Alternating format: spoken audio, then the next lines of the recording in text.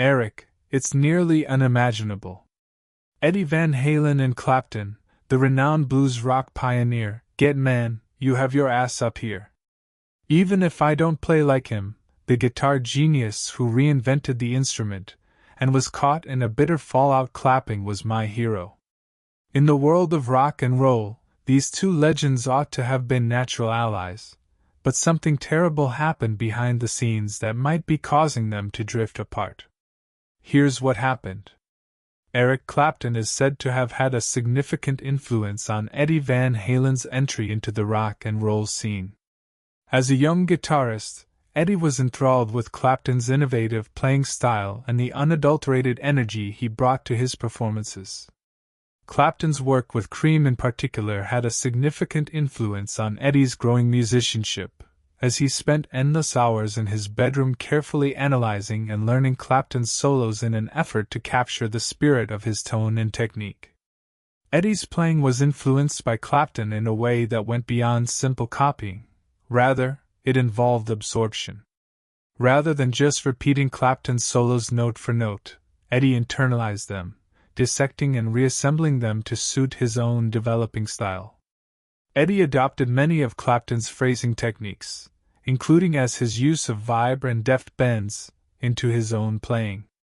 Eddie's approach to lead guitar was greatly influenced by Clapton's ability to make his guitar sing with an emotive, almost vocal-like quality. In numerous interviews, Eddie acknowledged his enormous respect for Clapton and frequently cited him as his main influence during his formative years. As evidence of his admiration, an image of Clapton hung prominently on Eddie's bedroom wall, serving as a symbol of the highest level of musical achievement he aspired to.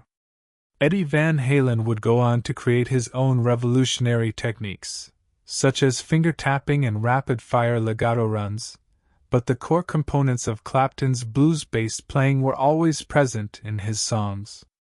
Eddie Clapton was more than just a guitarist. He was a musical visionary who had unlocked the expressive potential of the electric guitar. His influence went beyond just technical prowess and was about field dynamics and the ability to convey deep emotion through music. Even though Eddie's solos were frequently quicker and more intricate, they still had the same sense of melody and emotional depth that he had appreciated in Clapton's work. This combination of technical skill and expressive soul would come to define Van Halen's sound and establish Eddie as one of the most inventive guitarists of all time. Eddie would eventually establish his own legendary status in the rock industry and broaden his musical influences over the years. But his early appreciation of Clapton remained a crucial part of his artistic development. Clapton's innovative spirit ignited Eddie's creative spark and set him on a course that would permanently alter the rock guitar landscape. For the teenage guitarist Eddie Van Halen, who had long admired Clapton and had mentioned him as one of his main influences, their first encounter was nothing less than a dream come true. The encounter, which took place in a laid-back setting, possibly a bar or a backstage area after a concert, was a moment of great significance for Eddie. The British blues legend had profoundly and subtly influenced Eddie's approach to the guitar, influencing his phrasing, vibrato, and overall musical sensibilities. There was no grand introduction or elaborate setup, just two musicians coming together bound by their shared love of the guitar. Even though Eddie was already making waves in the rock world with Van Halen's explosive debut album, he still had the excitement of a fan as they sat down with drinks in hand. Eddie didn't waste any time in expressing his adoration. He talked openly about how much Clapton's playing had inspired him, describing how he had listened to Cream records for hours on end in an attempt to mimic Clapton's blazing blues riffs. Since he had been a leading figure in the rock and blues industry for years, Clapton, ever the gentleman, accepted the praise with grace. He took it in stride and listened carefully as Eddie spoke about his impact. Perhaps amused or perhaps moved by the younger guitarist's unadulterated zeal, the sharp contrast between their playing styles only served to heighten the poignancy of this encounter. Although Eddie had been influenced by Clapton, he had taken the guitar in a completely different direction with his inventive use of tapping rapid-fire legato runs and fiery stage presence, which had revolutionized rock music in ways that Clapton himself may never have imagined. However, at that particular moment, Eddie was not the trailblazing virtuoso that the world was starting to realize. Rather, he was just a fan meeting his hero, and their conversation probably veered into music itself, with Eddie possibly sharing anecdotes about how he analyzed Clapton's solos or how he became engrossed in the expressive bends and phrasing that defined Clapton's work. Clapton, in turn, may have shared his own experiences, providing insights into his musical philosophy, tone, and influences. Both of these guitar titans had revolutionized the instrument in their own unique ways, so there was no denying the possibility of a close bond between them. With Eddie's groundbreaking technical advancements and Clapton's expressive blues-based playing, their encounter might have marked the start of a long-lasting relationship, mentorship, or even a rock and roll collaboration. When Brian May entered the discussion, the already heated dynamic between Eddie Van Halen and Eric Clapton took a dramatic shift, adding even more complication. Eddie Van Halen, a staunch supporter of Clapton's early work, had long regarded him as one of his greatest influences. However, Clapton's contempt for more recent rock music genres, especially those that used the virtuosic guitar techniques that Van Halen invented, widened the gap between the two musicians even more when he made disparaging comments about Van Halen and May's collaboration, Starfleet project. Given their mutual love of guitar work that pushes boundaries, it was only a matter of time until Eddie Van Halen and Brian May would work together. Both guitarists had changed the rock landscape. May, with his orchestral approach and precisely manufactured sound, and Van Halen, with his powerful tone and groundbreaking tapping skills.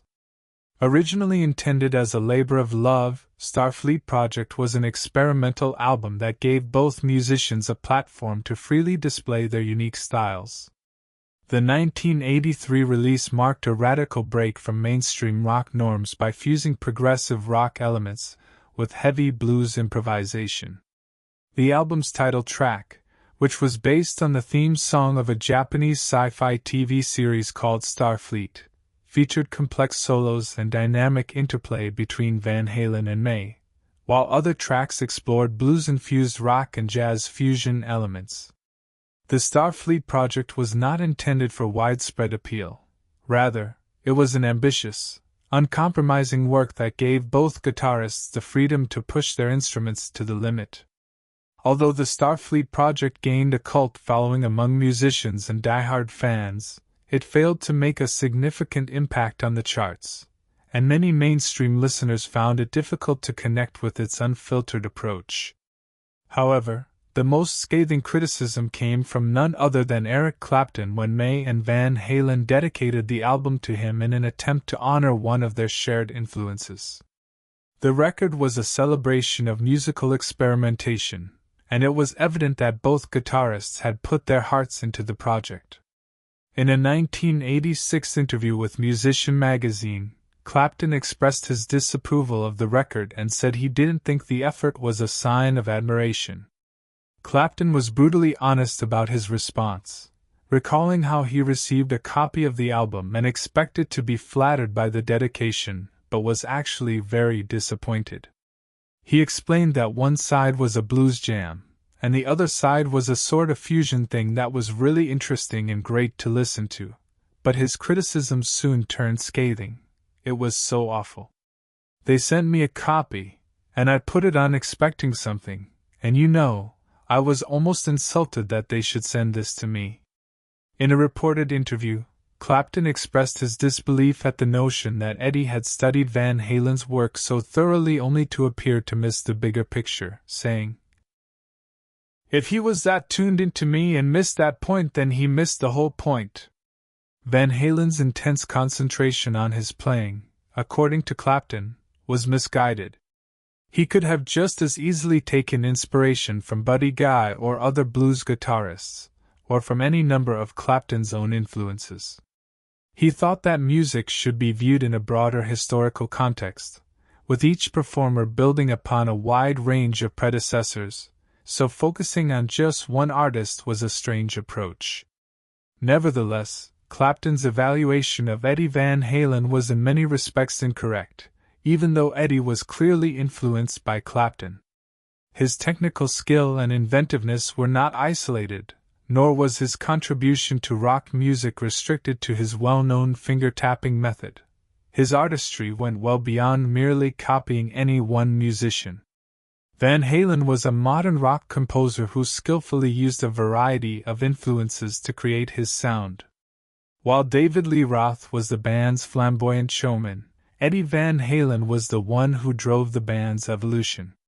His willingness to experiment with keyboards and synthesizers, especially in the early to mid-1980s, was crucial in reshaping the band's sound. Jump is, of course, the best example of this. What is frequently overlooked in discussions of Eddie Van Halen's genius is his deep musical intuition, an intuition that stretched beyond the boundaries of what a lead guitarist typically contributed. Eddie's soaring guitar solo and Jump's instantly recognized synth line combined to create a crossover smash that appealed to both hard rock enthusiasts and general audiences. If there is a more catchy keyboard riff in rock history, I'd be hard-pressed to identify it. What made Van Halen a visionary was his readiness to accept melodic groove and acoustic experimentation instead of just depending on spectacular guitar solos. 39. A beautifully melancholic folk rock song from Queen's A Night at the Opera, 1975, is one of the best examples of May's vocal prowess. It tells the tale of space explorers who return to Earth only to discover that many years have passed because of the effects of time dilation. It is a profoundly moving song that combines science fiction with unadulterated human emotion, and May's gentle delivery lends it a sense of wistfulness that appeals to listeners. The song is still among the best examples of his vocal abilities, demonstrating that he was not only the band's backing vocalist, but also a frontman in his own right. He may have also provided lead vocals for Queen's 1989 soaring rock anthem, I Want It All, while Freddie Mercury provided the song's main vocal. The second verse features May's voice prominently, lending an intensity element that accentuates the track's potent orchestration.